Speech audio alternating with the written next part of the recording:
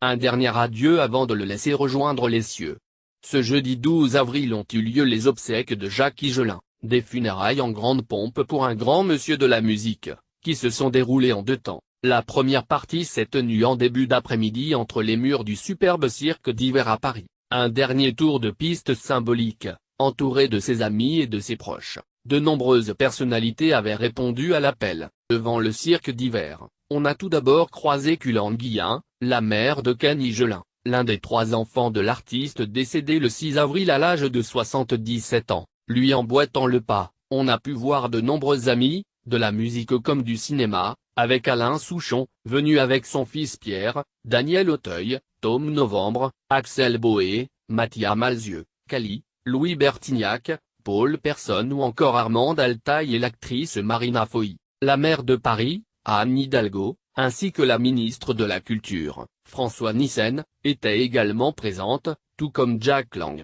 Tous ont ensuite pris place dans les gradins du cirque d'hiver, avec un piano installé sur la piste devant un parterre de tournesol, et une photo en noir et blanc et de dos du poète rock, disparu vendredi à 77 ans. En dessous, l'inscription comportant ses 3 prénoms Jacques, Joseph, Victor d'Or, référence au nom de la série de concerts qu'il proposa du 14 décembre 1981 au 13 février 1982, au cirque d'hiver justement, car au début des années 80, comme à Mogador ou au Casino de Paris, Higelin a laissé une trace indélébile dans cette salle. C'est le silence total quand arrive, au centre de la piste, le cercueil du grand absent du jour. La Sono diffuse un dialogue entre le baladin et Jean-Louis Foulquier, le fondateur des Francopholies.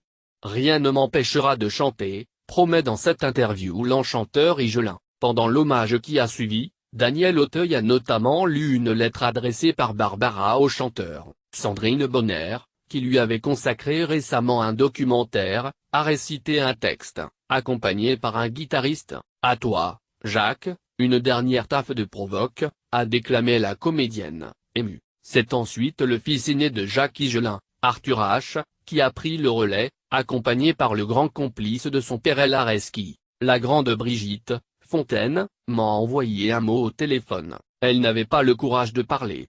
La dernière fois qu'ils se sont vus, ils se caressaient le visage, le nez, on aurait dit 2 extraterrestres. Je n'ai rien vu d'aussi beau, raconte le chanteur, avant que ne résonnent dans la salle les mots et les sanglots de Brigitte Fontaine. La chanteuse Camille, toute verte vêtue, a quant à elle interprété l'une des premières chansons d'Higelin, Tiens j'ai dit tiens, en tournant autour du cercueil alors qu'Arthur H. l'accompagnait au piano. Ce dernier a ensuite retrouvé sa petite sœur, Isia, le temps d'un duo poignant. Quant au 3e fils, le plus discret, Ken, c'est au bord des larmes qu'il est venu confier qu'il y avait une phrase qui, est, depuis tout petit, ne pleurez pas les morts, pleurez les vivants, ça ne va pas être facile, a-t-il ajouté.